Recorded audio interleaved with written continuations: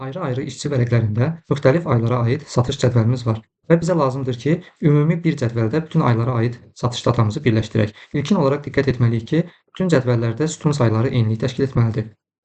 Birləşdirəcəyimiz cədvəlin ilk xanasında listaq funksiyasını aktivləşdiririk. Daha sonra ilk ayımızın məlumatı olan şiti seçirik. Sonra Shift düyməsini sıxılı saxlayıb son şiti seçirik. Daha sonra ekranda olan məlumat diapazonunu seçdikdən sonra ən çox datamız olan məlumat neçə sətirdən ibarətdirsə, təqribi ona uyğun bir rəqəm bu hissədə dəyişiklik edirik. Məndə ən böyük məlumat 16-dır, amma hər ehtimala 20 qeyd edib funksiyamı bitirirəm.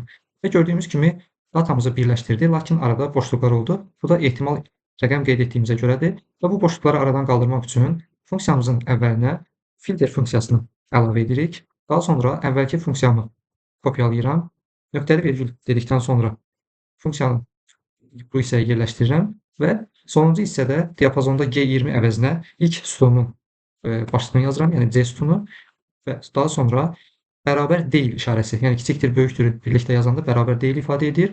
Boşluq deyirəm, yəni dırnaq açıb dırnaq bağlayıram, funksiyamı bitiririm. Enter dedikdən sonra gördüyümüz kimi boşluqlar aradan qalxır və bütün ayların məlumatları bir cədvəldə birləşmiş olur.